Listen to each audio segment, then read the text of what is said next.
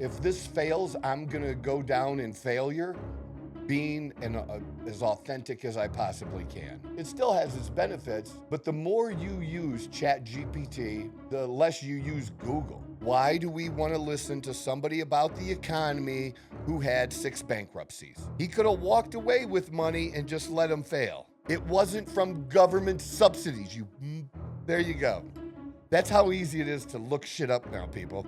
The one ingredient that I have that all of these people had and that you need as well if you're ultimately going to be successful, but it always presents an opportunity for somebody, and it may not be you, it may be somebody else. Somebody else was able to take advantage of me, and globalism hasn't worked. We all don't get along that fucking well. If we did, we could trust everyone to just do what they're good at, and we'd be okay. This idea that Trump doesn't know what he's doing or doesn't have the knowledge. I know the whole talk about a third term. I think he's trolling all you. He doesn't give a when you keep asking us, is this what you voted for? Is this what you voted for? Yes, motherfucker. This is what we voted for. This is what we want. This doesn't end well unless it ends. Can't just report the fucking obvious.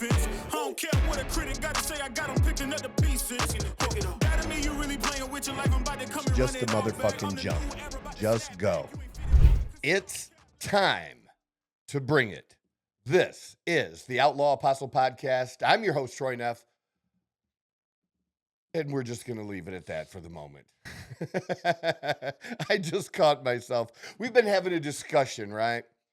Because so much of this, you don't realize, the content is important, but the way that YouTube acts and picks up algorithms and picks up words and how they deal with swearing, and I do swear, and I don't swear to just swear. I don't swear like Democrats swear, okay? I don't do that. Like to try to sound authentic.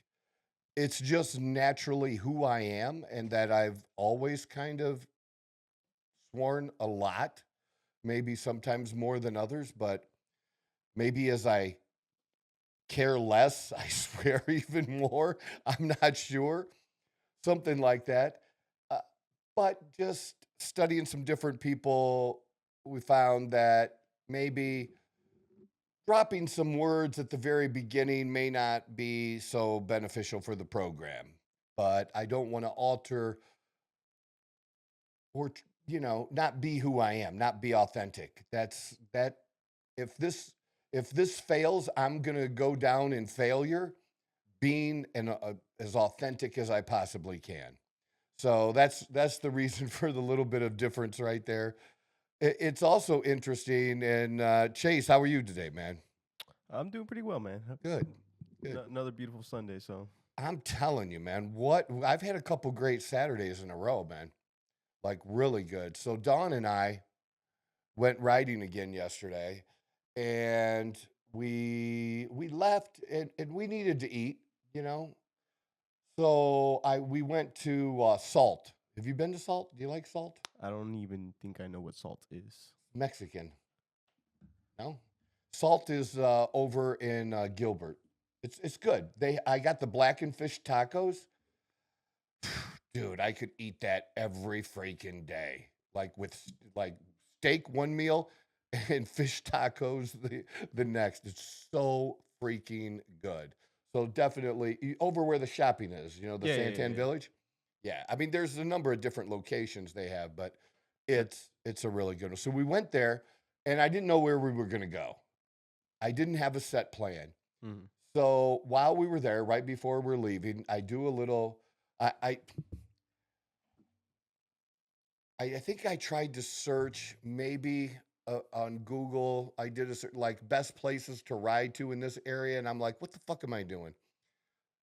This is stupid to go to Google. I went to Chat GPT, or no, in fact, it was Grok. I didn't go to Chat GPT. I went to Grok.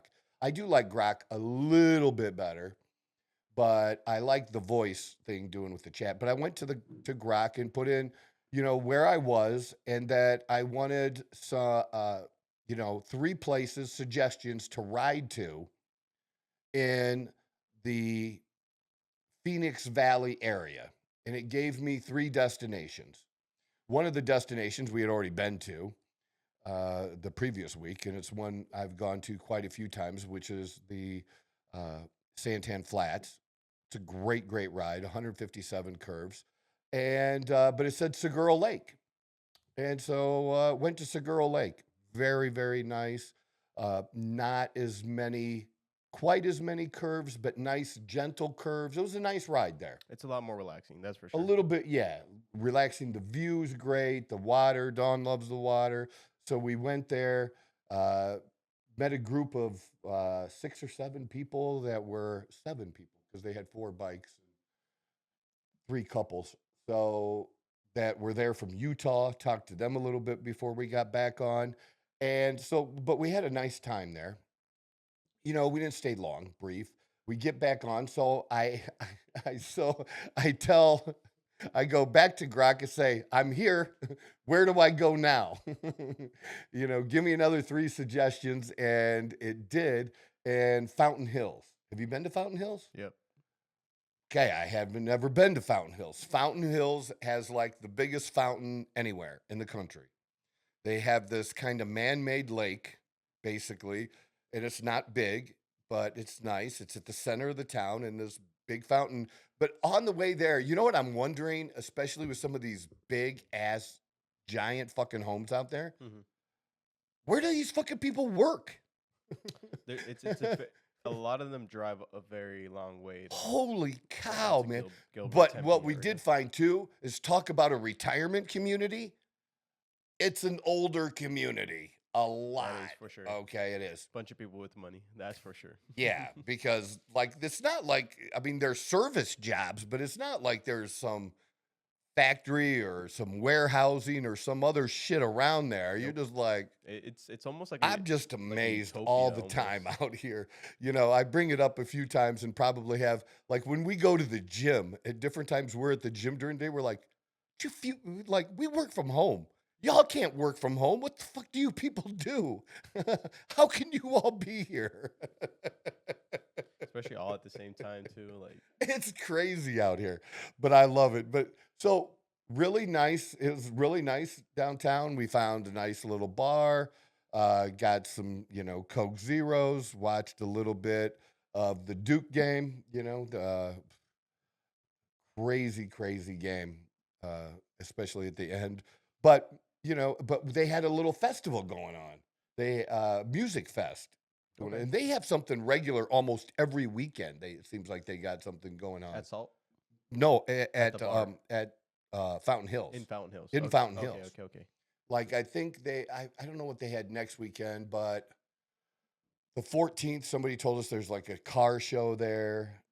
Yeah, so we might go to that. Dawn's been wanting to go to, you know, a car show like that where people are just bringing their stuff. And, Mhm. you know, we used to do that back home and stuff like that. I did that back in Ohio. She did that back in St. Louis. She used to do that shit with her dad growing up. So yeah, we've talked about that. But it was just nice, and the music festival was nice. And then, well, they're playing '70s music, and the bands were actually pretty good, and had been going on for a good part of the day. People are walking there, bringing their chairs and their blankets, and the whole side is covered. And then it started to sprinkle a little bit, and so at the end we Everyone's got kinda some looking good. rainbows, and that's when we decided to leave though shortly after that. But a good time. We had a good time there. It was a good little spot. And then the last place we went to, I did not ask Grok. I knew it's one of the best biker bars in the entire country is the Dirty Dog Saloon. Have you ever heard Dirty- of the Dirty Dog I have Saloon? not. You and your friends might want to go there some night. Okay. It's a biker bar, like a true biker bar, and 80% of the people are going to be bikers there, but non-bikers. I mean, there was a dude in a suit there. Didn't fit in very well, but Yeah. he was there because it's a happening place. And well, the night before that, we had gone to the Arizona Bike Week, which was a total dud. Like I always say, Arizona Bike Week's a dud. They had Mudvayne. We did want to go when they had STP. You know, I'm a huge fan, but we didn't make it that night, and I didn't want to go last night. You know, Make the It's drive all just, the way out there. well, we were actually all the way out there because of where we were, and then we ended up. The Dirty Dog Saloon is in Scottsdale, like Gotcha. the Okay. old edge of old Scottsdale area. But it's true biker bar. It's kind of like you ever hear of or ever been to a Coyote Ugly? I'm pretty sure I have. Ever see the movie? When I was younger, like Okay. a lot younger. Okay, this is way better than Coyote Ugly. So it's not a strip club, okay? Nobody's stripping, but it's not Hooters either. There ain't no fat girls. Gotcha. Okay.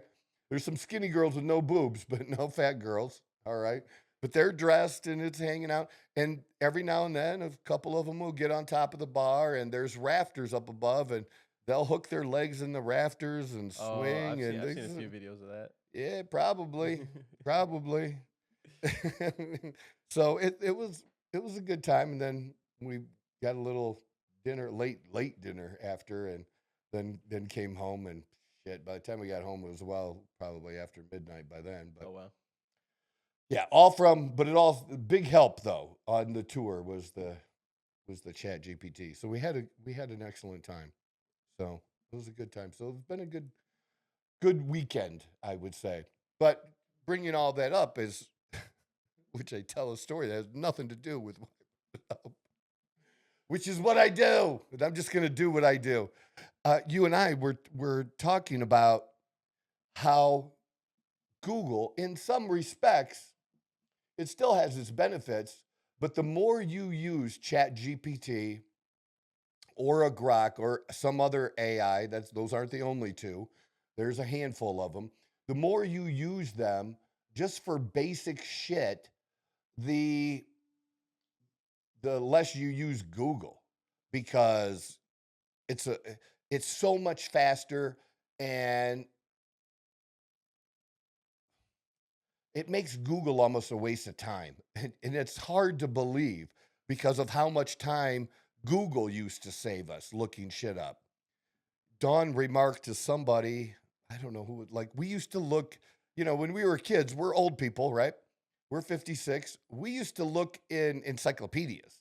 You used to have to search to look shit up, or it was hard, or you don't even understand what it's like. So say you and your friends are discussing NFL players, their salaries. And I remember doing this once, which is why I used this particular example. And it was about kickers. And at the time, only a handful of the best paid kickers were getting about $1 million to $1.5 million. Kickers didn't get paid shit. And somebody was arguing about that. Well, that was probably when Google was fairly new or much newer. And we're like, why the fuck are we arguing about it and who's right and who's wrong? We'll just look it up. And we found out exactly who was right instantly. But years and years ago, you couldn't just do that. You just argued about shit and just thought that person was an idiot and they could have been right. You didn't know. But you can look that up now.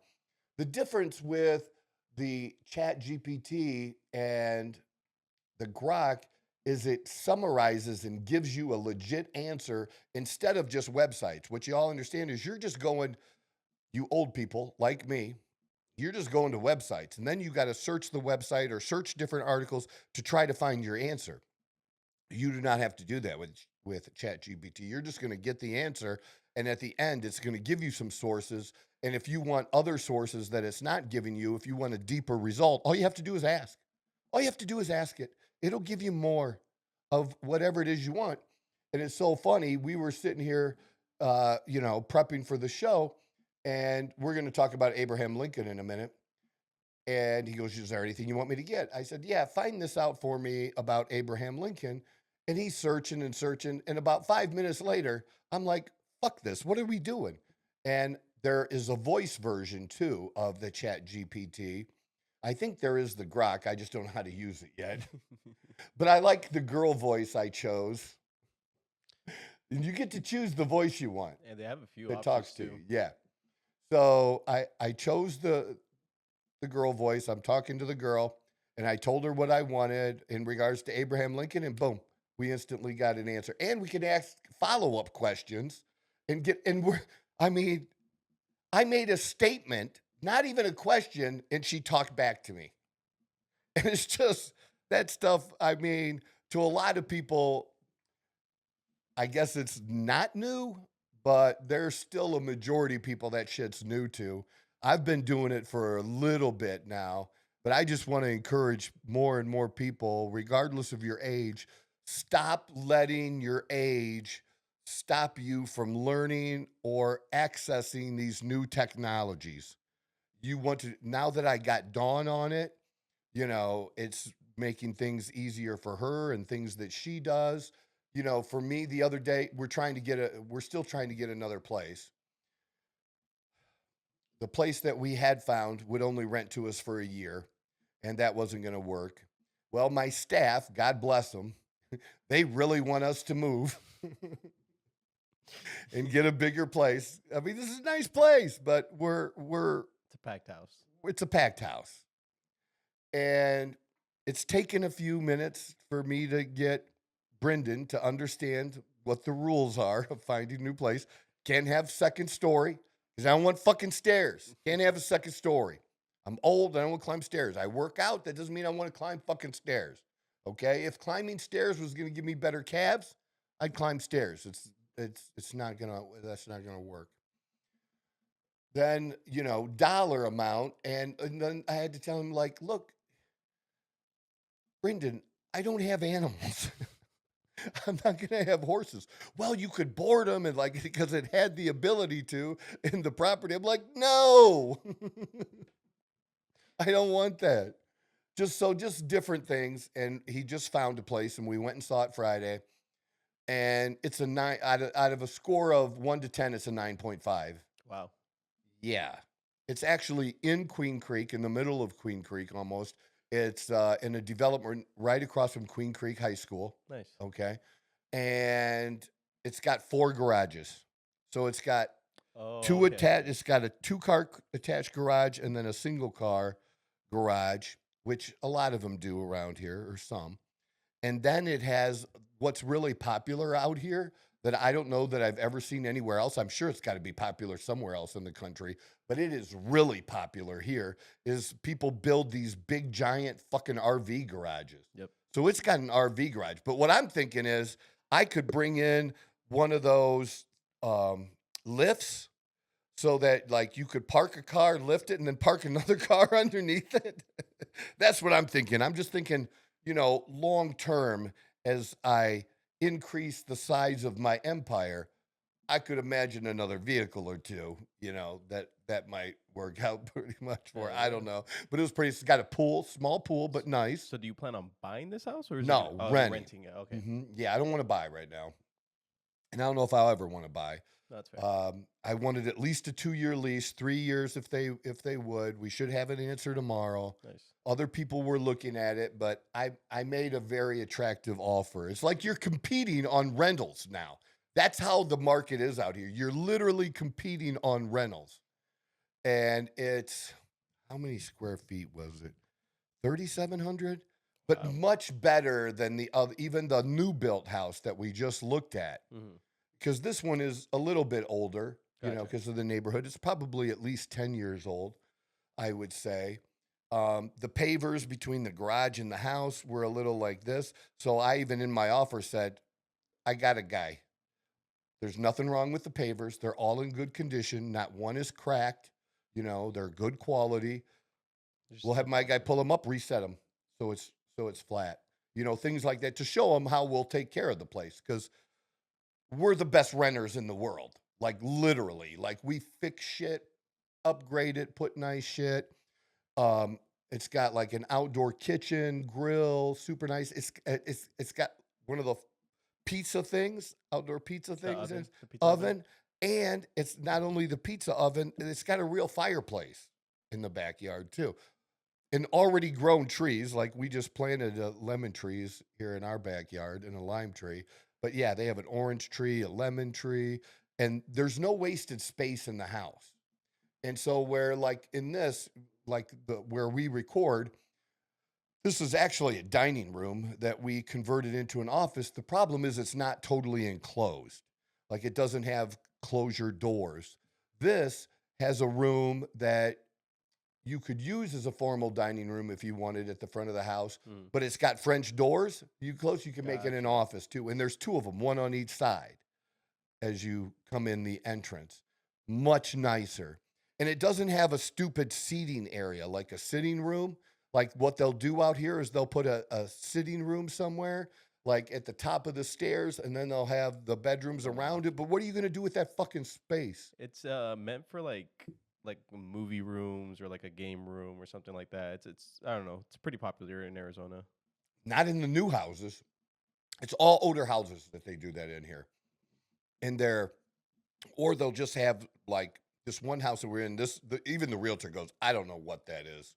I don't know what you would do with that space.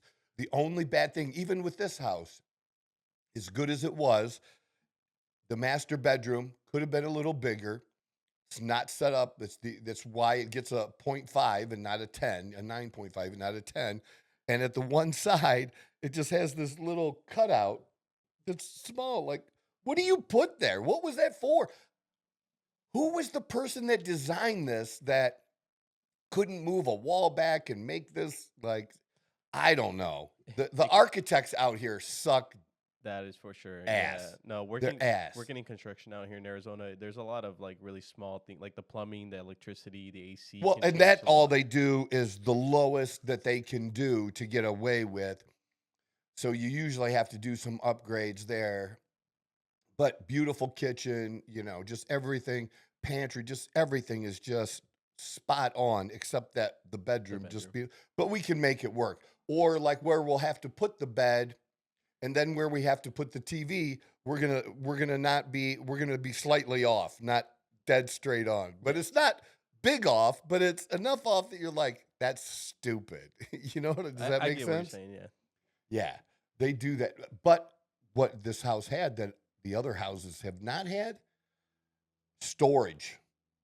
Like there's 2 master walk-in closets, one for each of us. So now I don't have to keep my shit in 3 different fucking rooms. You know what I mean? Yeah. We will, because we have that much stuff, but at least It'll be a my little more main shit organized, can yeah. be in one place, right? So, and the bathroom was nice. It wasn't overly big, but nice, bigger than the one here. But we'll both be in the same bathroom now, which we haven't been. She's got her own bathroom down the hall, and I have mine, and it's worked, but we'll be in the same bathroom now if this all works out. But really super nice place. So hopefully that all Comes to fruition. comes through. Yeah. Yeah. Okay. So all of that. And yeah. Do we have the thing running? Yeah. Oh, wow. More of what I wasn't supposed to give you. But I don't care. I'm gonna do certain things. Look, you're listening to the Outlaw Apostle Podcast. I'm your host, Troy Neff. Glad to have you with us. We need your help. Each and every one of you, even if it's just a handful of you, can help us out by getting a friend to subscribe to the show and also send and share this show to someone else. If you can do that for us, it would be greatly appreciated in your debt, really. We love you. We appreciate it. We're going to keep going. God bless. Being on social media here, especially right now, a lot of stuff being said about Trump, a lot of, on the other side, Democrats are not proposing any solutions, all right? No solutions whatsoever. It's just all anti-Trump. And now we're hearing about Trump's bankruptcies again, because why do we want to listen to somebody about the economy who had 6 bankruptcies? So all the Democrats are basically doing is bringing up the same shit that they've brought up for 3 straight elections, still bringing it up. And I'm over it, because it's total misinformation. You have to understand this stuff and understand it in context. You know my story. You know I'm a recovering alcoholic and sober for 16 years. Do you know why AA works? AA works because other alcoholics and addicts get help from people who are alcoholics and addicts that have been able to stay sober, people that have done it.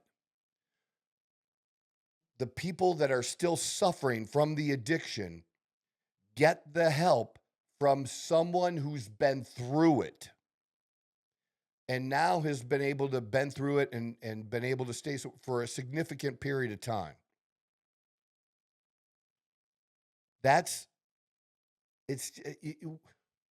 It really, I'm not saying people who are good-hearted people can't get involved in that area.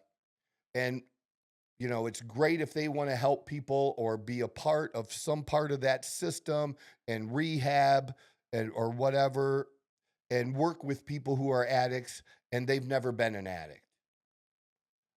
But how are they really going to understand? And that's really not what makes up much of that area. You know, people that work in that area are former fucking addicts. Okay. So Trump's bankruptcies. Who better? We're a country in financial crisis. Who better to ask than someone who's been through it? And then you have to ask what kind of bankruptcy. So but I want to start with something else first. The first thing they bash Trump like going through a bankruptcy makes him a bad person or a bad businessman. He's not a good businessman, even though he's a billionaire, somehow, because he screws people. Okay. Let's look at this for real. And anybody can fact check this. This is 100% accurate, okay? Easy to fact check me on this. One of the biggest names that everybody knows, one of the most iconic American names. Now, here recently, the company has been involved in a lot of woke shit, and there's a lot of different feelings about this company.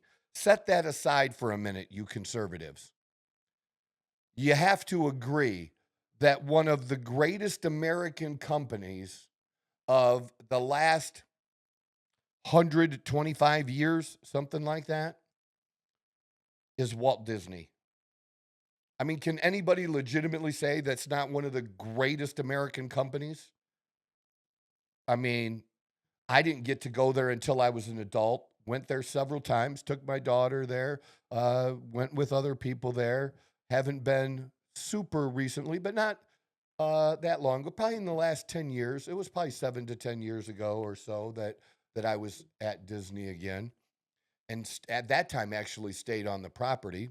But there wasn't all this woke stuff going on at the time. There wasn't all these feelings about it. Yeah. Okay. So Walt Disney, right? Before creating Disney, he had a number of business failures. One of the biggest ones was an animation company called Laugh-O-Gram Studio. It went bankrupt in 1923.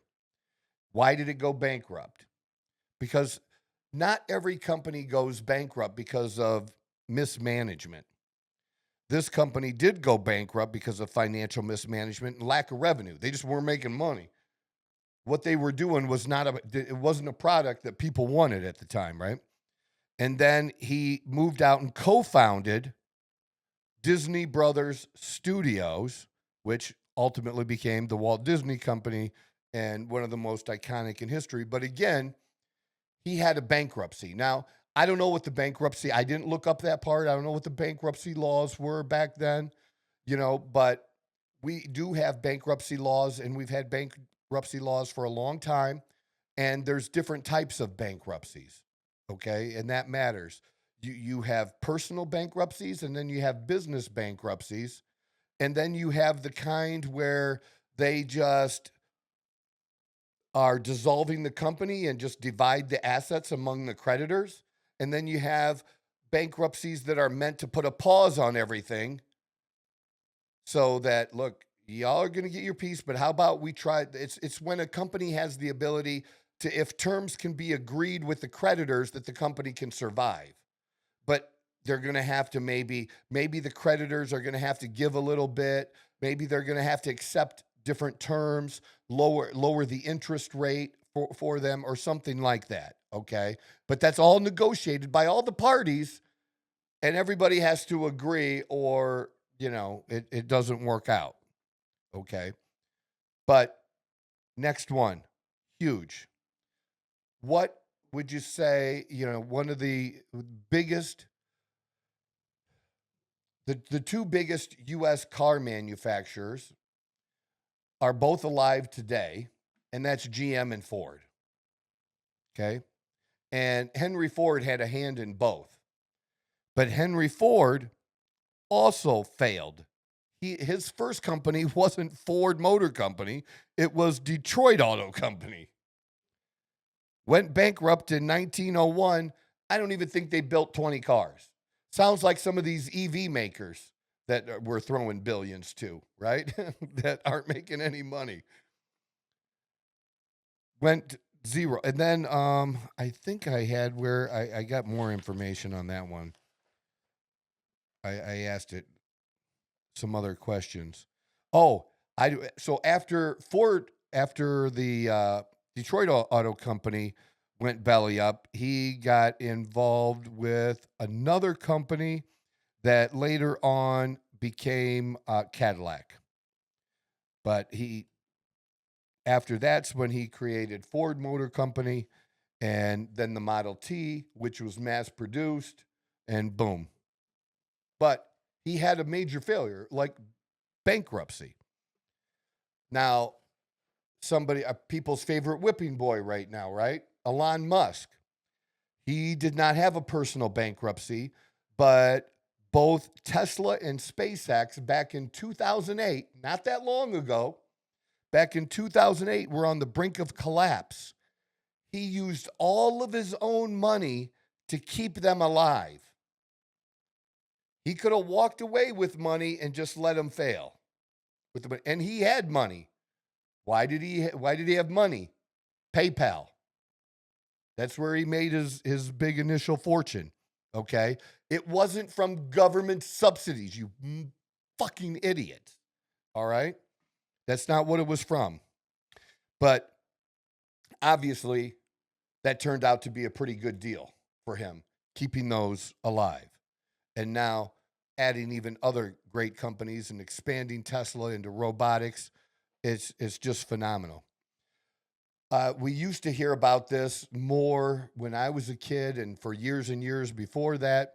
You might not be familiar with P.T. Barnum, but, P.T. Barnum and circus were synonymous. That was, the greatest show on earth was the P.T. Barnum circus. Now, he filed for bankruptcy in 1855. He had a number of personal investments that went bad, and then he created the greatest show on earth, which became legendary in entertainment, traveling the country and the circus and everything. Abraham Lincoln, and we looked Abraham Lincoln up, okay, and we even asked ChatGPT about this, and it's interesting. So I'm going to kind of demonstrate this for you guys because it was kind of funny. We had fun with it, and see what you think about this. Hey, I want to ask you a few questions about Abraham Lincoln. So tell me about Abraham Lincoln's journey to becoming president, and tell me about his failures in running for office prior to president. Sure. Lincoln's journey was marked by resilience. He started in the Illinois state legislature, lost his first run, but won in 1834.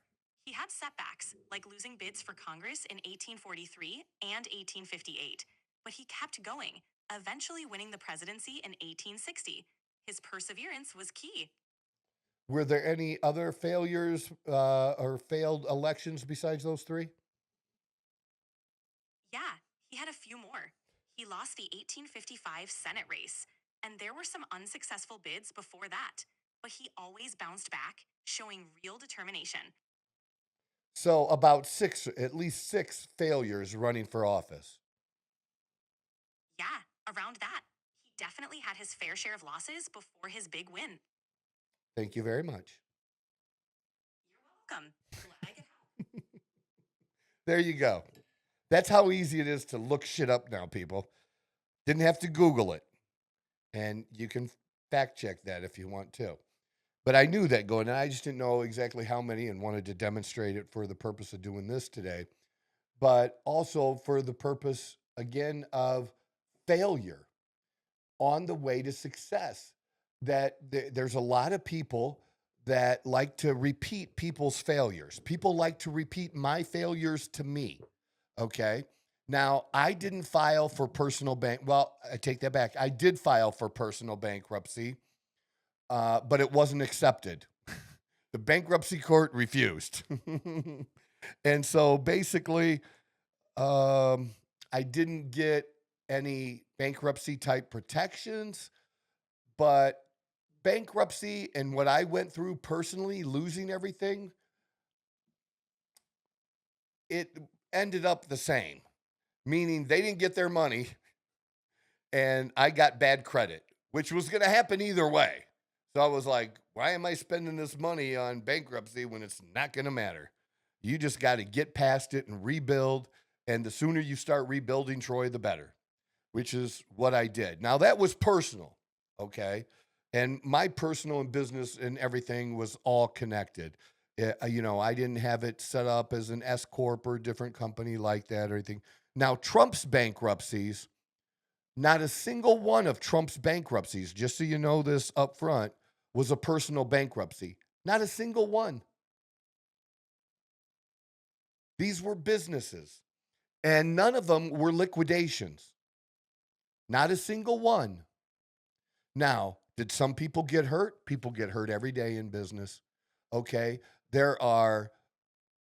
when you get into the world, well, just into the world, but when you get into the world of contracting and doing jobs, there's somebody out there listening to this show out of the 30 of you who either has or knows somebody who has hired somebody to redo their bathroom for them.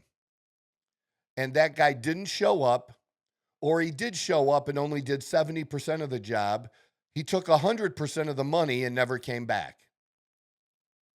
Right? So who got screwed?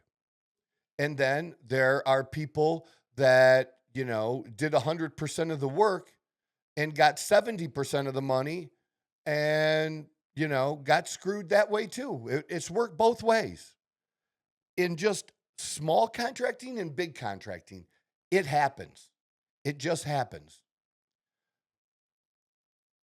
I don't, in a lot of cases, and I certainly think in Trump's case, it's not done on purpose.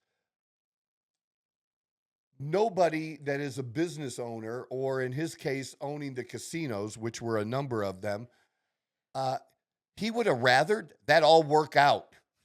He would have rathered they all went on to make a shit ton of fucking money. I can cuss now. We're 36 minutes into it, right? So Right, we're yeah. pretty good. Okay, I can cuss now. So he would have rathered that work out than what he had to go through and what others had to go through. His goal wasn't to buy something, have it not work, and then fuck people over. That was not the goal. That's usually not anybody's goal. It wasn't Henry Ford's goal. He would have preferred the first company work out and they had built tens of thousands of cars. It didn't happen. It's business. It's life.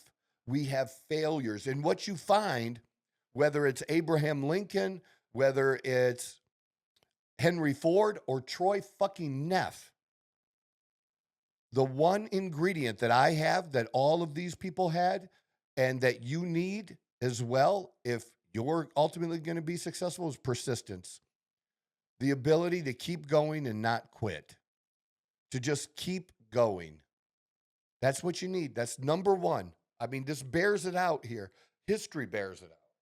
All right, so let's, that's the history of other people going bankrupt. So this idea somehow Trump is just a bad business person, he sucks at it, yet he's still a billionaire, is dumb as fuck. It just makes you sound dumb, and you don't really know what you're talking about. Now, his own bankruptcies, we're going to go over his own bankruptcies because I think it's important a little bit, because most of them are related to the casino. And for one thing, Atlantic City is no fucking Las Vegas. They don't have the weather of a Las Vegas. It's just not a Las Vegas. And too many people came in. It's not like it is today where gambling is available in more places. Okay, it used to be greatly restricted. So once they made this, like the second place, basically that it was legal, more people wanted in on it. And so you had a saturation of companies, and business was just hard. The one thing when I was looking it up, and I didn't follow up and ask, but I absolutely 100% believe is true, is that during this time too is when we started seeing the Indian casinos start popping up across the country. And so these are small things where people will go for a day, maybe a couple days, maybe a weekend, which is exactly what Atlantic City was. Okay, it was a weekend thing. They had cheap flights to Atlantic City for $50 to $100, or in the surrounding states, they would have, buses run old people over there with their Social Security checks. That's what they did. But now those same buses and groups are going to Indian casinos in Detroit, in Missouri, all over the country. And so it's the competition, it's way, way different. So Trump's first one that it listed was Trump Taj Mahal. That filed for Chapter 11 bankruptcy, okay, in 1991. And that's about a year and a half or so after it opened. It cost $1.2 billion. And what was it built with at the time? High interest junk bonds. That's what it was built with, 14%.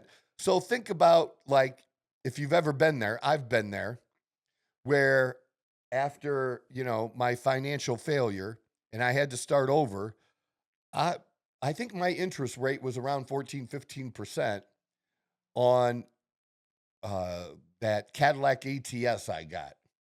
It was high, man. And I paid that shit because but it was worth it for me to do it, but I did it. And the bank got all their money. I didn't screw the bank on that and kind of thing. The only thing really in mine was the house. That was the only one that the bank ever got screwed on when they happened. But after that, I made all my car payments. Nobody ever repossessed one of my cars. That wasn't a thing. But I'm just saying, if you're high risk, the interest is going to be higher. Well, this was high risk, and the investors knew what they were doing. Okay, they knew the risk. You don't get to collect 14% interest on somebody by loaning somebody whose money who has A+ credit.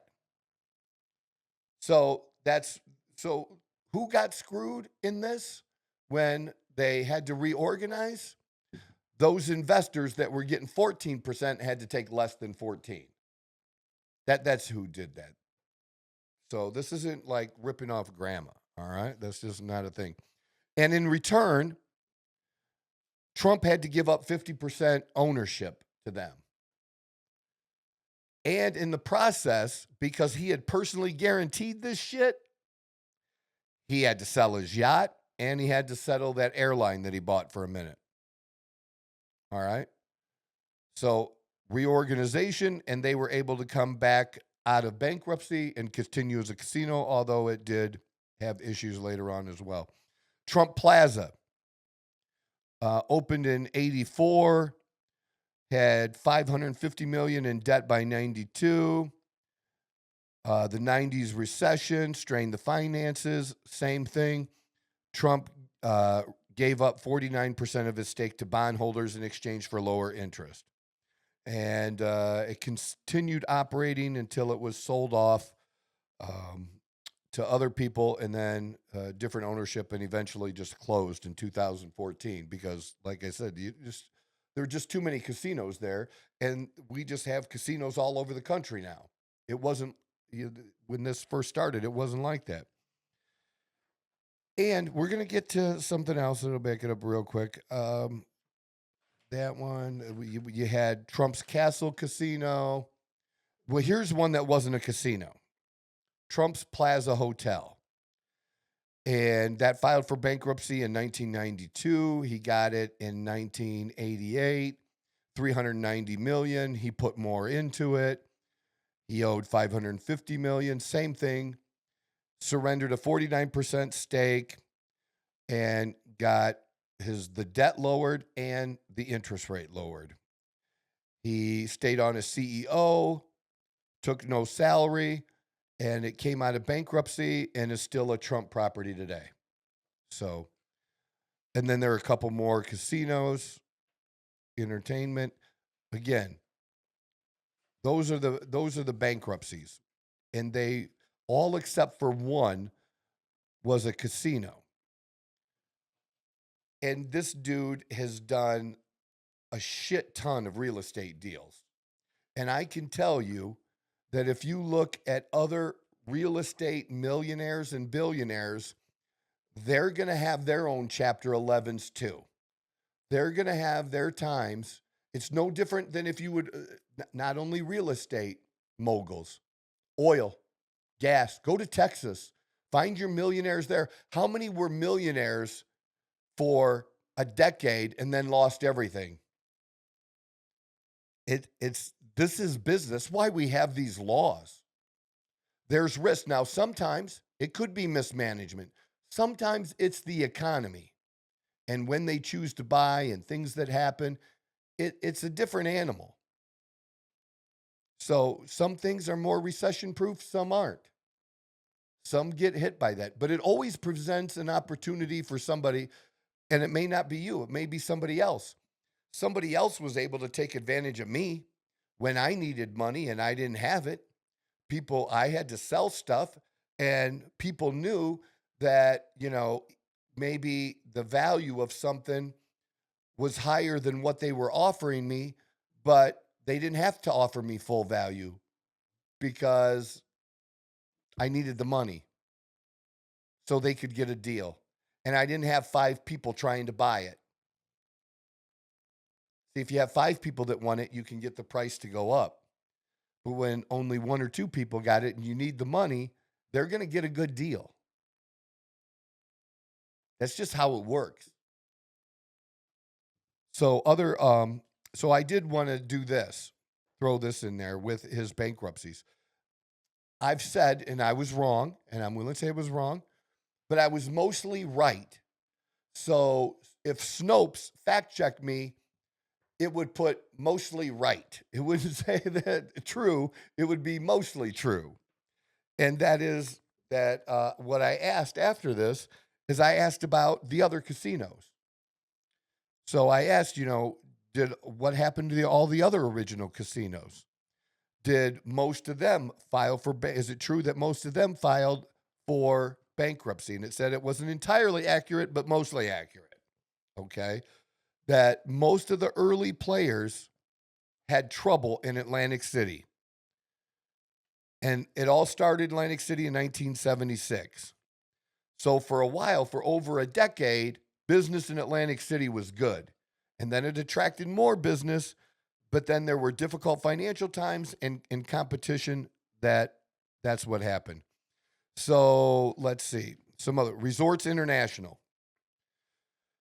That was the pioneer of all of the casinos in Atlantic City. They filed for Chapter 11 in 1989, and eventually that's where Trump got the Taj Mahal because he bought that from them. So he bought the Taj Mahal, which he failed with, from someone else who failed with the casino prior to him. Let's see. Caesars Atlantic City, 79. It didn't have a standalone bankruptcy, but as a part of Caesars Entertainment, Caesars Entertainment filed for Chapter 11, and not long ago, 10 years, 2015. Bally's, opened in 79, was pretty stable until 2007 is when it went through its problems. Harrah's Resort opened in 1980, and they avoided bankruptcy directly, but Harrah's Entertainment filed in 2015. We did the Trump ones. And what ones didn't? Golden Nugget. Golden Nugget transitioned ownership and avoided standalone bankruptcy until broader corporate filings later. So they still were a part of it later from their owner. And Tropicana opened in 81, stayed solvent until Tropicana Entertainment filed in 2008. There you go. Not an original failure, but it still was part of one later on. So here's the conclusion. While not every original Atlantic casino filed for bankruptcy, a majority either did or were tied to a parent company that did. So, and this is the conclusion of non-biased AI. All right. Trump's properties weren't outliers. They reflect a brutal industry where even pioneers and later giants like Caesars were hit with financial difficulties. So just to say, it's not like Trump sucked and everybody else was great. That's not what happened. Everybody struggled in that area. And again, that's a lot of experience going through restructuring. What is Trump trying to do with the United States right now? Restructure our fucking debt and revenue. He's trying to create more revenue with the tariffs and also get us better terms to operate. There's multiple things going on with these tariffs. He's trying to make our country safer by limiting the people who can come through here and just having open borders and limit the flow of drugs into this country. He's trying to create a better back and forth between countries and get us a better deal, because this setup has been a setup that's been going on for anywhere from 50 to 75 years, roughly, between different countries. And how these agreements were set up 50 to 75 years ago is way different than our conditions now. And globalism hasn't worked. We all don't get along that fucking well. If we did, we could trust everyone to just do what they're good at and we'd be okay. We cannot do that. We cannot leave our country in a position where we can't make shit. And we are the dominant consumer. What you have to understand about these tariffs is these other countries, let's say China, we buy 40% of all of China's shit. Okay, so they can't make that up by selling more to the EU. Who says the EU even wants it? They're already buying from them. We have leverage. We have a way of generating revenue because, trust me, revenue does come in. And Trump wants to reduce. I could see something where, you know, if we don't simplify the tax code, I could see where like the first 100,000 that people make, no taxes. I could see something like that down the road. And that might come from we're making money from the tariffs. So the money that you're paying a little bit on some goods that are a little bit higher, you're going to get money back because now you're not paying any taxes. There's already a good percentage of people in this country that aren't paying any income taxes, and that could become even greater. And it's obvious that Trump wants to create more of those middle-class jobs and make it better for those middle-class people, because in the current bill that they're trying to still get passed is where the no taxes on tips comes from. and the overtime. And the overtime.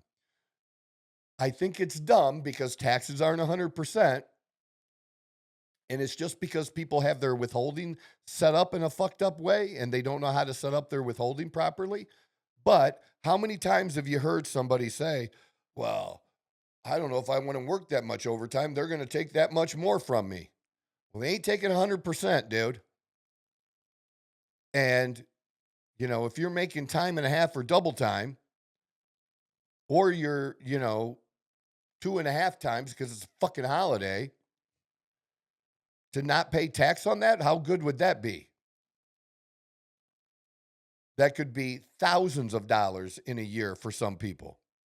A meaningful amount for some people, for sure.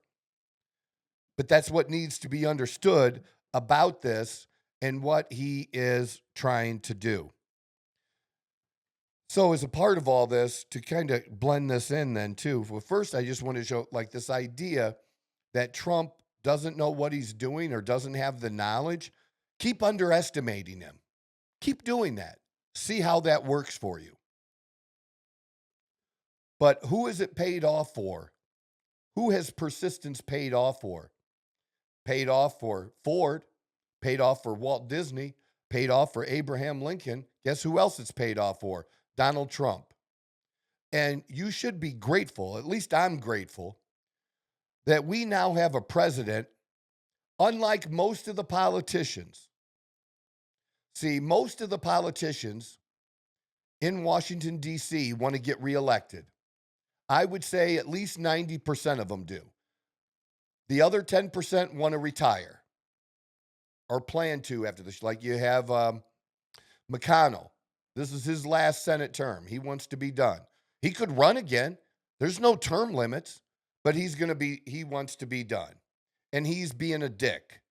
Now that he's going to be done, he doesn't like Trump, so he's siding with the Democrats because he doesn't like Trump. Now, he couldn't get away with that as much if he had to run for re-election, because if he had to go back to Kentucky and confront his voters, they're going to be like, why are you screwing our president? But now he can do what he wants. He can vote however he wants, and he's being an asshole about it. But fine, that's how the game is played. But I'm grateful that I have a president. I know the whole talk about a third term. I think he's trolling all you dumbass motherfuckers. It's the biggest troll in the world, okay? And he doesn't plan on hanging on or being a dictator or anything like that. Now, if someone were able to change by amendment, it is possible, because you used to be able to serve more than 2 terms. How did that get changed? By constitutional amendment. It got changed. You could serve 2 terms now. So if they wanted to change that and approve it through the states and let somebody have a 3rd term, then fine. But that's just dealing with dumb hypotheticals. He's not operating in that way at all. Donald Trump is operating with the known fact that he can't be reelected. So he's going to do what he's going to do. He's going to do what he promised. And here's the key thing about Donald Trump right now that's so important to getting this stuff done, and why most presidents can't get it done. Because he don't give a fuck. He doesn't give a fuck. He doesn't give a fuck what the media says, what they say about him, how they attack him, how they attack other people or his family. They fucking shot him and attempted a second time.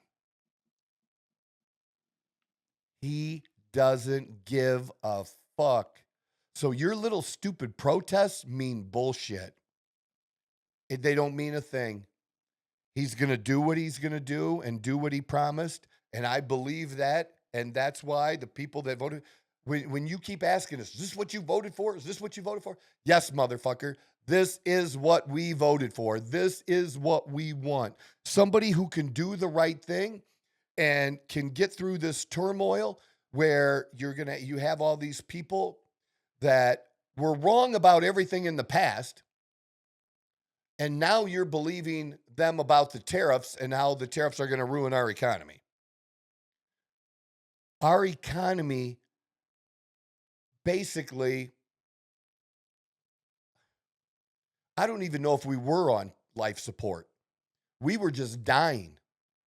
We're just dying. We're drowning in debt. I've said it over and over again. We've kicked the can down the road so many times. You can't kick the can any further. Something has to be done. Nobody else came up with the fucking plan. People have talked about things and not done it. He's actually doing it. It's huge. It's huge. It's a big deal. Because he doesn't give a fuck. He can get it done. And I'm grateful that he can. All right.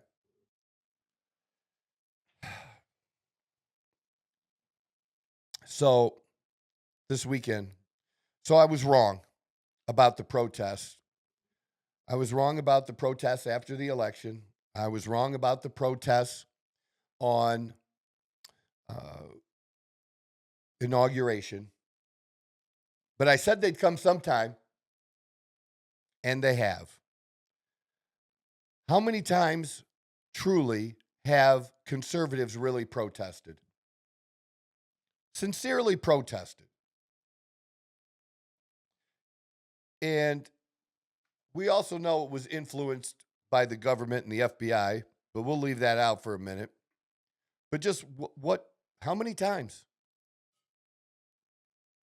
January 6th. Because that's all you can repeat is January 6th. But over and over and over again. And here's the thing about these protests. Do you really think you can have 200 protests across the country and it's all organic? It just happened because people are mad. That's what happened. So there's a new movement because you've heard of these other movements. You've heard of Move On, moveon.org. Remember them? You don't remember that? No. Yeah, you were probably in high school.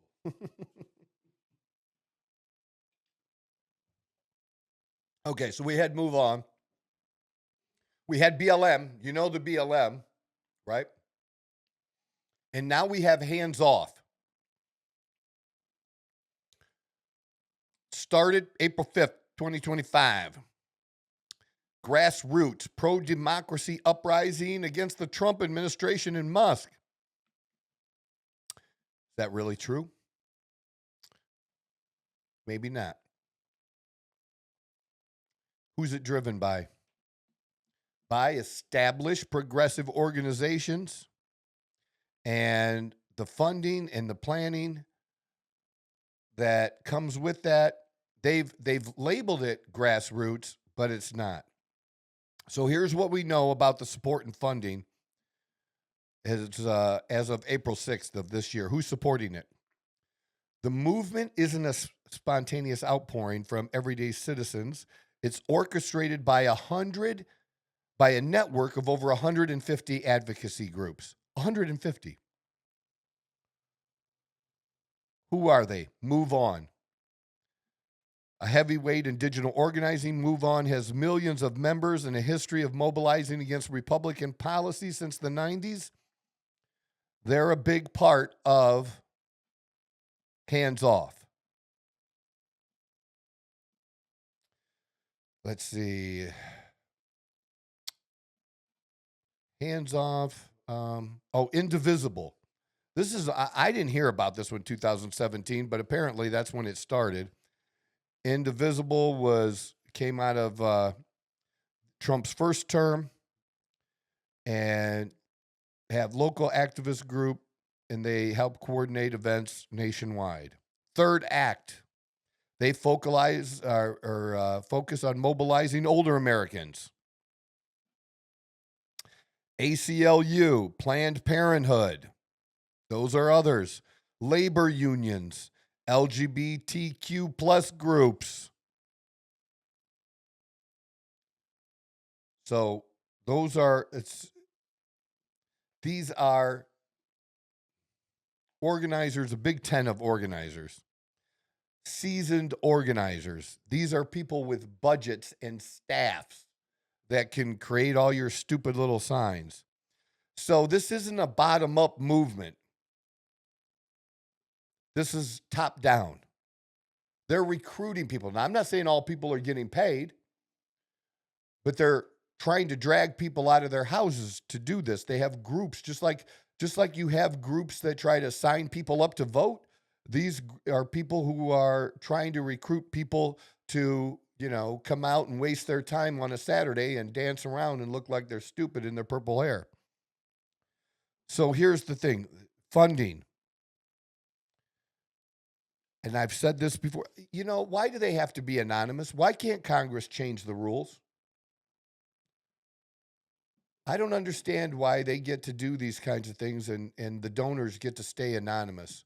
If what you're doing is patriotic and great for the people and country, and you want to give money to these groups, you should be able to give money to whoever you want.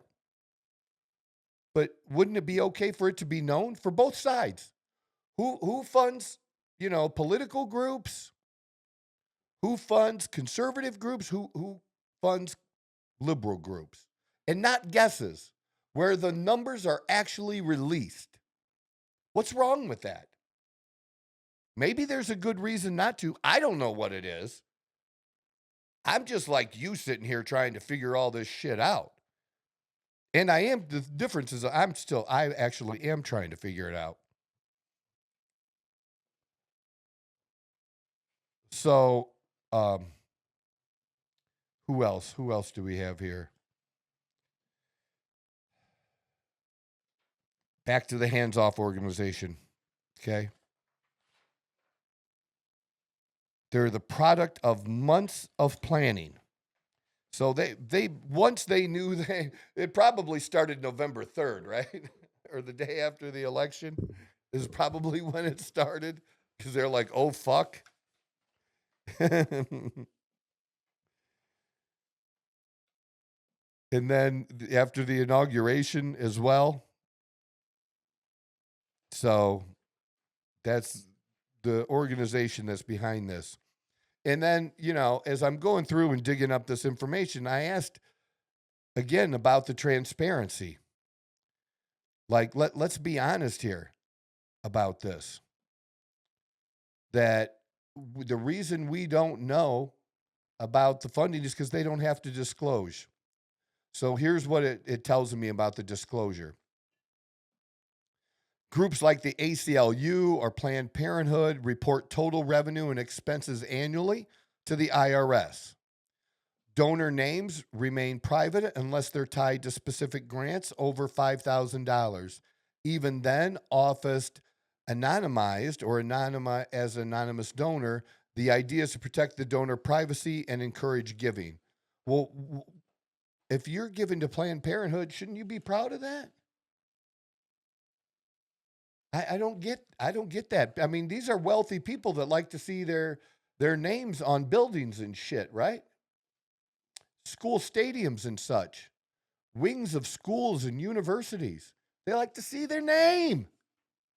Why can't we see their name? So that's 501c3 rules. 501c4 entities like Move On or Indivisibles political arm can engage in more advocacy and lobbying.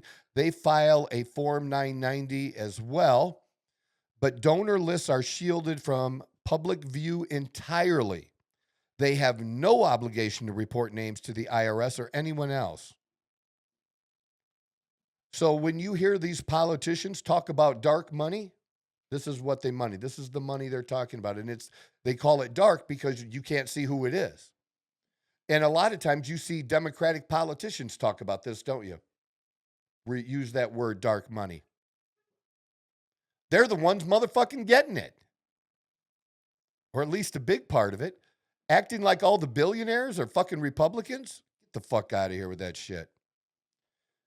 And even if there is, filings, they're, maybe annual or quarterly, and there's no real-time tracking.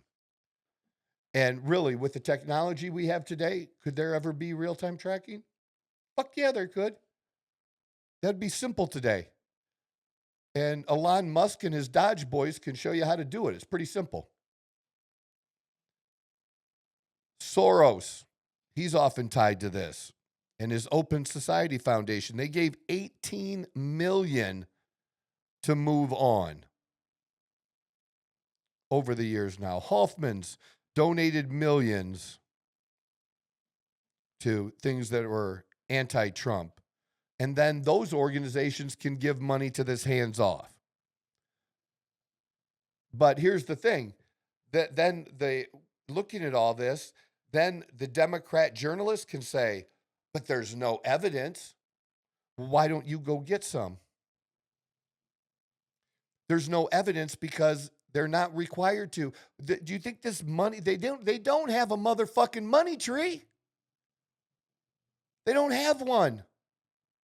Somebody had to give it to them. Either the donors gave it to them or the donors gave to an organization that gave to them. And I can guarantee you, if that organization is handing money off, millions of dollars to a different organization, the original donor knows about it because he wants to know. And if that original organization wants to continue to get money, they have to keep that dude informed because rich people like control of their shit because they expect something for it, just like conservatives do as well. We give you money, we expect something for it. I get that. A single rally worth permits, and if you're having sound system security, can be $50,000 to $100,000. So again, this isn't just people signing up or walking to the street because they're pissed. These aren't the 1960s when we had racial riots and something would happen and people would just gather and show up like spontaneously. You know, it happened almost instantly. This is all planned motherfucking bullshit. Designed to make it look to you, to give you a certain picture on the news. This whole past week, really, is what it's been like. It's been pretty crazy. So I just wanted to share with you because, look, I'm not an expert. I'm just like you, but I want to figure out some shit. I don't want to be totally in the dark. And I do want my opinion about things to have some basis, in fact, some knowledge behind it. I don't want it to just be emotional. I don't want it to be like the left and just, I hate them people. I don't want it to be like that. I want to have a real opinion about it, and I don't care about the sides. I want to have a legit opinion about it that I come up with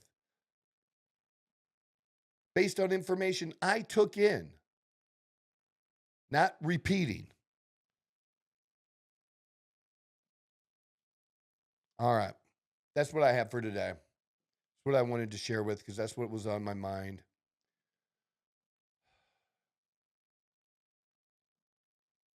We got a long way to go. But I can tell you this. Let me end on a good note. I feel positive today. I feel positive, and I feel that out there, and I don't think that's being expressed enough. When I go to events and things, I really honestly feel like, not Democrats, I guess, but for the rest of us, we are feeling more patriotic than we have in a long time. That people just feel good, that there is hope, that at least we have a chance, at least somebody's trying to fix this stuff. And I don't know if you've ever watched HGTV or not, but if you've ever watched these home shows and they're going to flip a home, what's the first thing they do? Destroy it. Demolition, right? That's the word for it. They have to demolish it. They have to take it down to its bare studs. If you want to rebuild a car and not do it in it, see what we've done is we've taken cars, the U.S. economy, and we've put Bondo on it and painted a fender, and we've done all this different patchwork. But the guys who really do redo the cars, and then, you know, they get a car for, say, $5,000 to $20,000, and then they turn it into a $250,000 car, they take that motherfucker completely down to the frame. They take all the bolts out. They take the engine off. They either rebuild the engine or they bring a new engine in for it, right?